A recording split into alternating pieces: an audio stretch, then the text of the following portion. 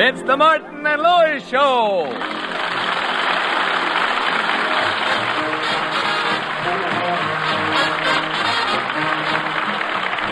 The National Broadcasting Company brings you transcribed from New York, the Martin and Lewis Show. Our guest tonight, John Carradine, and featuring Flo McMichael, Len Dale, Dick Stabile and his orchestra, and starring Dean Martin.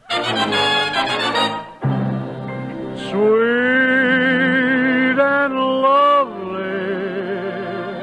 sweeter than the roses in May. And Jerry Lewis.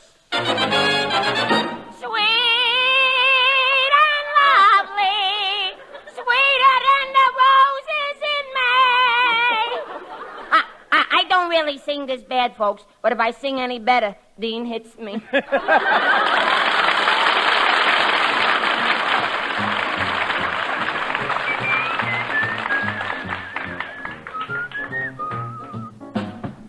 Candy kisses wrapped in paper mean more to you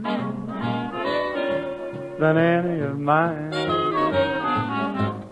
Candy kisses wrapped in paper, you'd rather have them, well, any old time. You don't mean it when you whisper those sweet love words in my ear. Oh, the kisses wrapped in paper mean more to you than mine do, dear.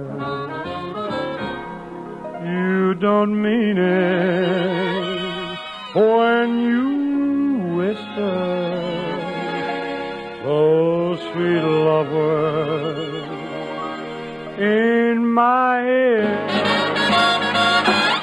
Oh, those kisses wrapped in paper mean more to you than mine do, dear.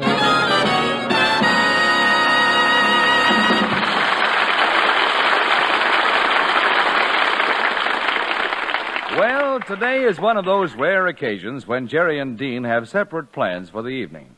Dean has been invited to go to the theater by John Carradine, while Jerry is getting ready to take their secretary, Florence, out on a date. Well, I guess I'm about ready for my day, Dean. How do I look? Well, let's see. Oh, you look all right, Jerry. Only you've got your hair combed differently. It looks pretty silly that way. What's so silly about it? Lots of people part their hair in the middle. Yeah, but not from ear to ear. Dean, I bet you'll have fun tonight at the theater, huh? Yeah, it should be lots of fun. I ran into John Carradine, the famous actor, in the elevator this afternoon, and he's taken me to the Belasco Theater to see his play, The Madwoman of Shiloh. John Carradine? Does he live here in this building? Well, he moved in a few weeks ago. You must have seen him in the lobby. What does he look like? Well, if you took Peter Lorre by the feet and pulled him through a small knothole, you'd have John Carradine. Oh, I bet I've seen him. A tall, thin fellow who looks like a villain. Wears a black silk hat, a black flowing cape, and carries a skull in his hand. And he keeps saying, "Alas, poor Yorick." Well, that's him. So he's an actor. Well, of course he's an actor. A man going through the lobby with a skull in his hands. What else could he be? What else? Well, could be a guy going to a psychiatrist to have his head examined. I'll go see if I can comb my hair better. Come in. Good afternoon. Who is it, Dean? It's John Carradine.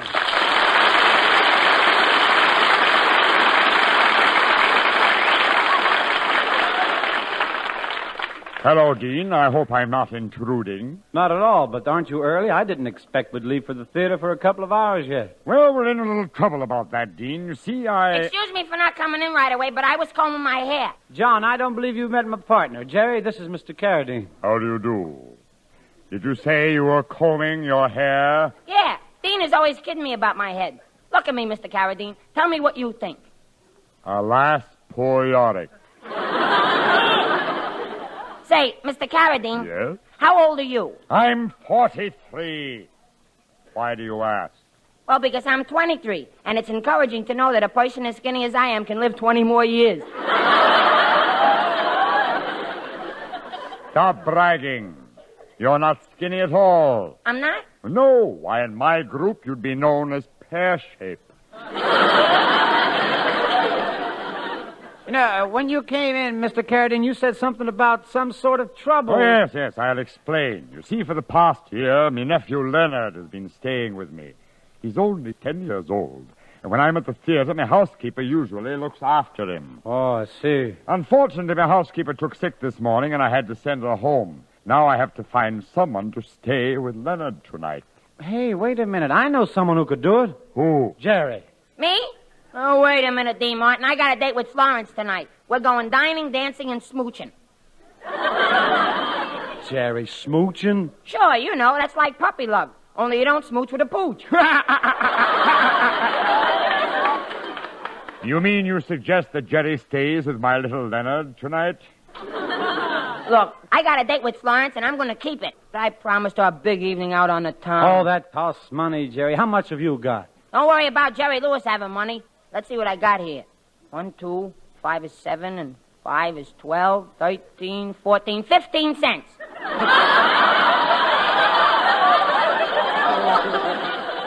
15 cents. Well, you can't do much dining and dancing on that. No, but boy, oh boy, what's smooching?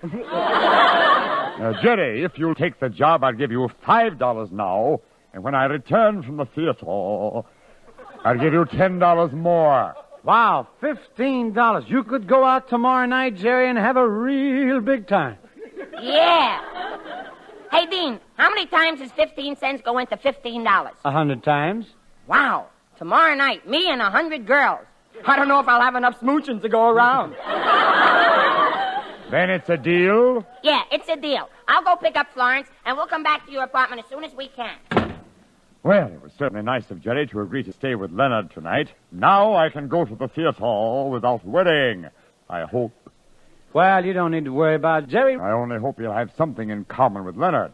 Even though he's only 10 years old, Leonard's a very intelligent lad. You see, my nephew is quite brilliant. In fact, he has a near-genius IQ rating of 204. Well, Jerry took an IQ test last month. What was Jerry's score? 16 points below Howdy Doody. Come, Dean, let's go down the hall to my apartment. I'll get ready for the theater, and you can meet Leonard. Okay. And by the time Jerry and Florence get back, it'll just about be time.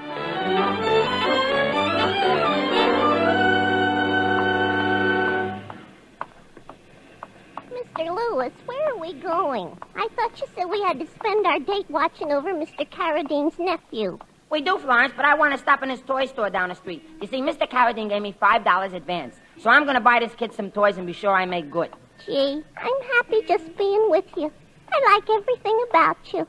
You're tall and handsome. And you don't mind my haircut? Oh, I like it. Sometimes I just sit home at night thinking about you and running my fingers through a scrub brush. Here's the toy shop. Let's go in. Gee, look at all the toys. You know, when I was little, I didn't have any toys. All my father ever gave me to play with was a monkey wrench and a rubber sink plunger. A monkey wrench and a rubber sink plunger? Yeah, he was disappointed because I was a girl. What he really wanted was a plumber. What he really wanted was a plumber. Sure. Florence, what a childhood you must have had, huh? Yeah. While all the other kids were out playing spin the bottle, I was home playing unstop the drain. Hey, isn't that a salesman over there? Well, hello. Can I help you folks? Yeah, we'd like to see some toys. Yes, for a little boy. For a little boy, huh? Tell me, are you the mother? What a silly question. Are you the mother? Oh, Mr. Lewis, stop laughing and tell him you aren't.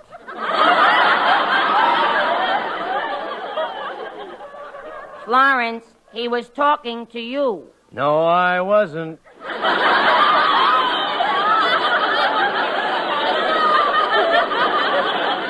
Never mind the wisecracks, mister. Here's something nice for a little boy.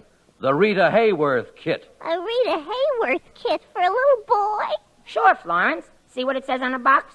The Rita Hayworth Kit. Paste it together and be the first kid on your block to become an Indian prince.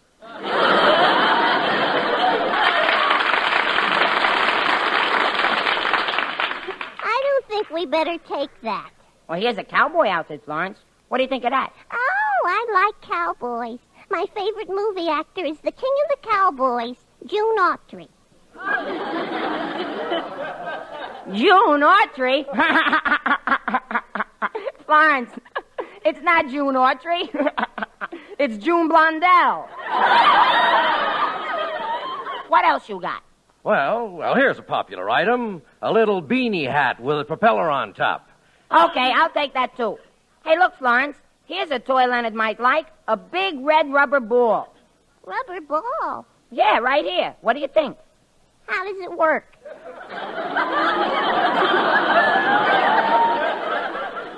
How does a rubber ball work? Florence, that's a silly question. A rubber ball works like, well, you take it and, you hold it and you'd think they'd have a book of instructions with these things, wouldn't it? You know, I think a 10-year-old boy would like something that's simple and pretty, like this automobile. Doesn't this look good? Yeah. How much is this car, clerk? $20 million. $20 million? Certainly. That's the original Tucker.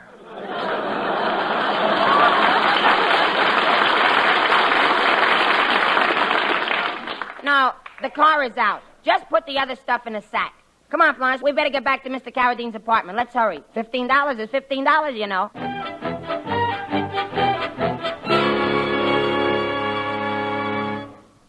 I can't understand it, Dean. What could be keeping that partner of yours? He's been gone over an hour.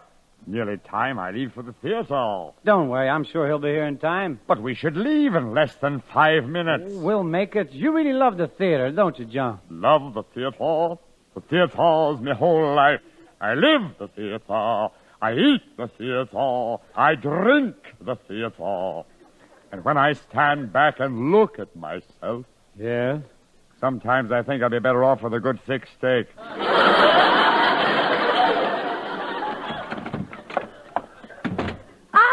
Good evening, Uncle John. I have terminated my nap. Very good, Leonard. Come over here. Dean, this is me pride and joy, me little nephew, Leonard. Leonard, I want you to meet a friend of mine, Dean Martin. How do you do? Well, hello, Leonard. You see, Leonard hasn't been exposed to the world at all. In fact, the only things Leonard really cares about are literature, the theater, and classical music. He's probably the best informed 10-year-old in the world. Gosh, Leonard doesn't sound like a normal kid at all. Tell me, Leonard, do you believe in Santa Claus? Santa Claus? I don't even believe in Clifton Fetterman.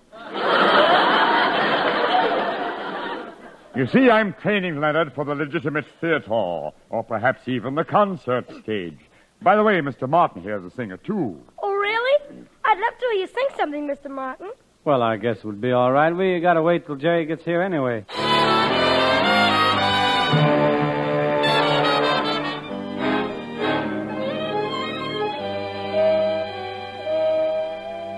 You're so understanding.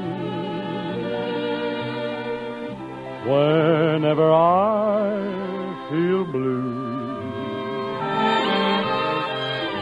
whenever I need someone, I always run to you. You're so understanding. Whenever things go wrong, if I have you to cling to, they're not that way for long. As long as you are near me, my cares are far away. Your smile can always cheer me. Your kiss, your touch can do so much. Oh, you're so understanding in everything that you do. And darling, I will always be understanding too.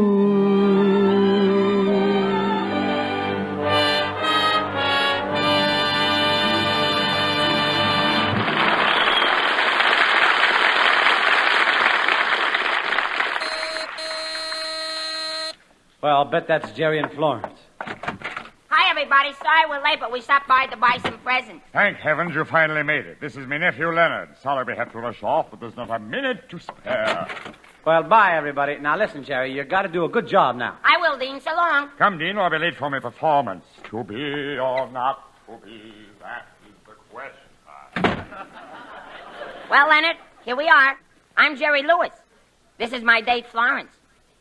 We're going to stay with you tonight till your uncle comes back. So as long as we're going to be together for a while, let's be friends, huh? Why, of course, Mr. Lewis. That's better. Look, Florence and I brought you some nice toys. Here, I'll open it for you. There. Like it? What in the world is it?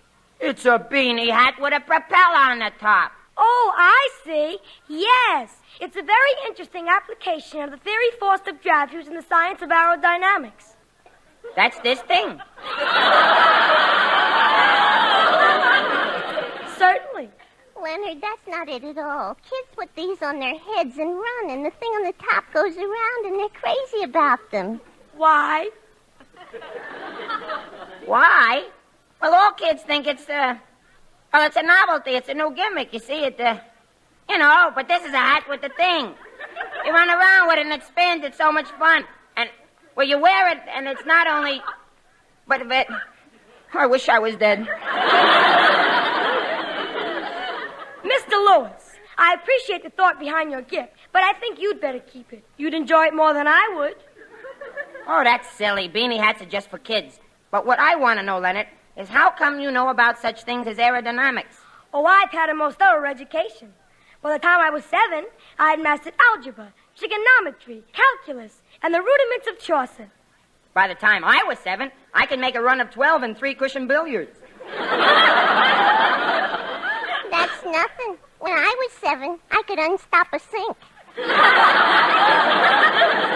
I've never had a chance to study those arts. I've led a very sheltered life. Uncle John has always wanted me to be a great classical actor. He's raised me on Shakespeare. Goodness, couldn't he afford milk? I was referring to Shakespeare, the author. If you know Uncle John, you must know Shakespeare's poetry. Oh, his poetry. Sure, I'm hep to his jive. Taboo or not taboo, that is the perfume. Mr. Lewis, my uncle told me that you work in a rather low and cultured type of entertainment known as a nightclub. That's right, Jerry Lewis. I do a little singing, tap dancing, tell big jokes, kill the people. I can see that Uncle John was right. It's obvious that the hypertension of your environment is causing your frantic, neurotic behavior. Are you for real? Oh, my, look at the beautiful piano over there. Do you play, Leonard? Naturally. Hey, that's a swell idea, Leonard. Go ahead and play something. You know, chopsticks. I'd much prefer playing something I composed this afternoon. It goes like this.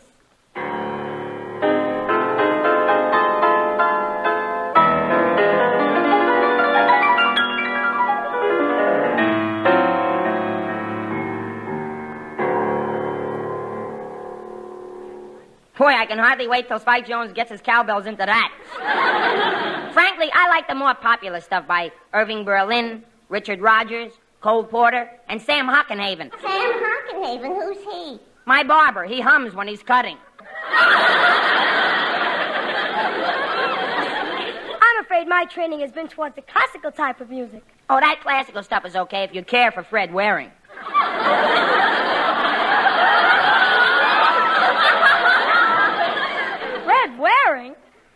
the real classics. Ludwig von Beethoven, Felix Mendelssohn, Sam Hockenhaven.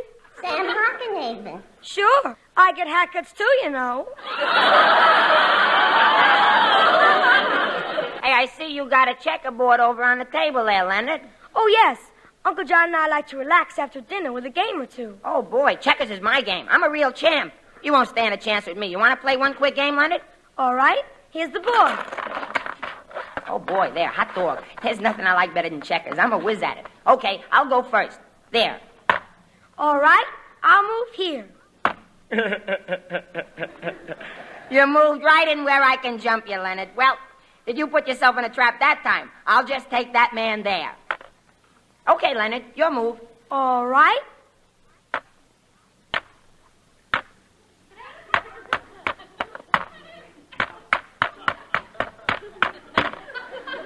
Well, Mr. Lewis?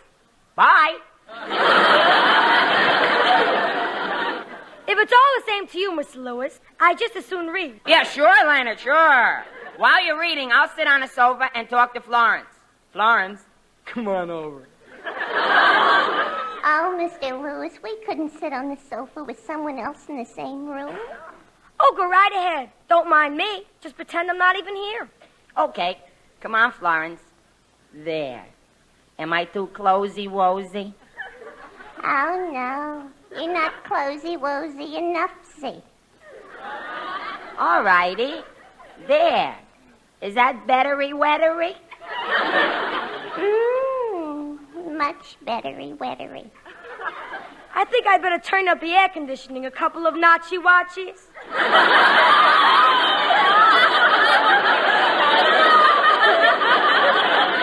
Mr. Lewis, I think he's awfully fresh. Yeah, he is, Florence. Gee, Leonard, I never met a kid like you before. You're missing out on a lot. Now, take me. I grew up like any other kid. I went to see movies, vaudeville. I learned to tap dance and sing, just like Al Jolson. And who is Al Jolson? He's the Herbert Hoover of the singing racket. Well, Uncle John has always frowned upon vaudeville. Nonsense. Vaudeville was where our big stars came from. Gee, didn't you ever hear Al Jolson sing a real low-down number? I don't believe so. Or Bill Robinson tap dance? No, but I'd sure like to learn. That's easy. I'll teach you. Come on, help me move this rug back, and I'll show you. There. Now, here's a simple little step that's very easy. Watch.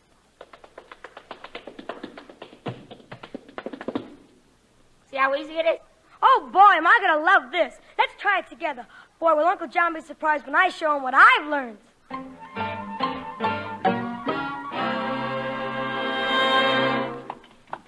Gee, Mr. Carradine, I sure enjoyed your play. Really? Yes, and especially your performance. You were wonderful. I certainly hope that Leonard and Jerry have been getting along during our absence. Yeah, me too. I think Leonard will do Jerry a lot of good. You know, with Leonard knowing so much about literature and music, Jerry has probably taken it all in and learning something. Yes, when we go inside, Leonard will probably have Jerry reciting Shakespeare and singing operatic arias. Well, here we are. Let's go in. Attaboy, Leonard, you just about got it. Just rough it up a little like this. I'll be down to get you in a taxi, honey. Gadzooks, what is this? Oh, hello, Mr. Carradine. Hiya, Dean. What is the meaning of this, Leonard? What are you doing up at this hour? It's way past your bedtime. Unc, how square can you be with that curfew jive? Come on, get hip, get with it, let's live a little. Well, it looks like I had it figured wrong. Jerry's been teaching Leonard. Good heavens, this is terrible. I haven't been so shocked since I saw Jack Oakey playing Hamlet. Come on, Unc. You look beat to the chops. Relax and slip me some skin. Slip you some skin? Egad, I've hardly enough for myself. Well, what's been going on here, Jerry? Nothing. Nothing? Leonard and I have just been having a little fun. I found out this kid's just been wasting his time. Wasting his time? Sure, this kid's a natural. He can handle jive, bop, tap dancing. Tap dancing? You realize what you've done, Jerry? You've undermined 10 years of the most extensive cultural training. You've contaminated his mental faculties. You've taken a beautiful thing and desecrated it. I what? You've loused everything up.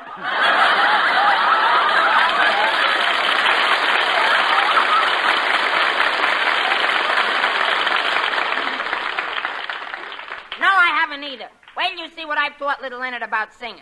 I'll put the record on, Leonard, and you show your uncle. Reet, man. Solid. I'll be down to get you in a taxi, honey.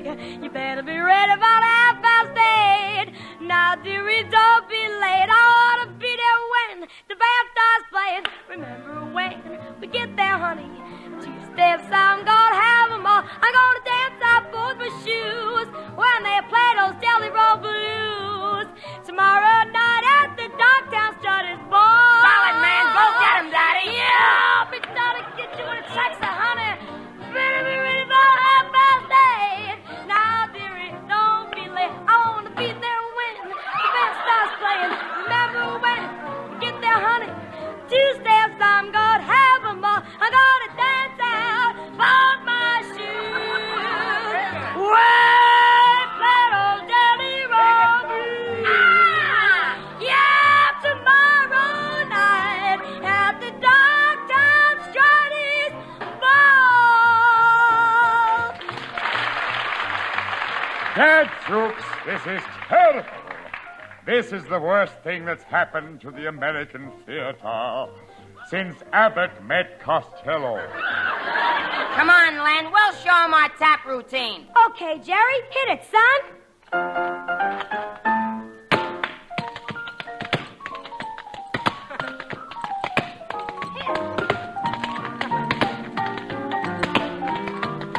Come on, Uncle Jerry. Come on, Uncle Dean. Come on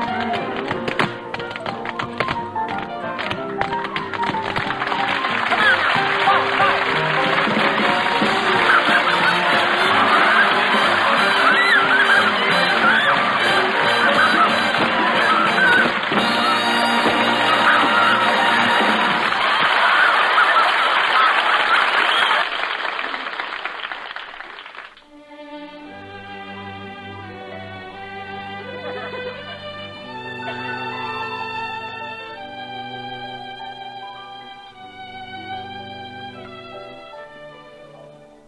Hey, Dean.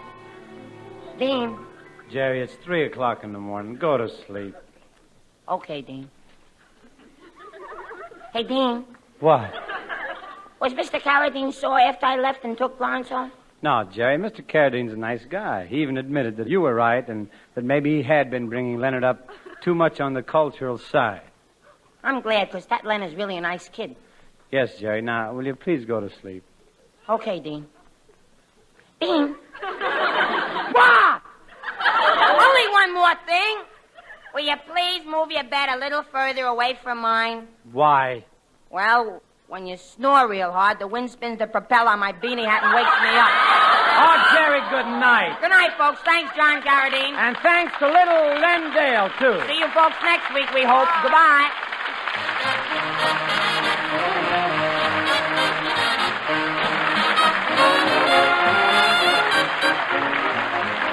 The Martin and Lewis Show, transcribed in New York, is produced and directed by Robert L. Red and written by Dick McKnight and Ray Allen. Next Tuesday, our guest will be Ralph Bellamy. This is Ed Hurley suggesting you tune in to your NBC station each Tuesday evening at the same hour for the Martin and Lewis Show.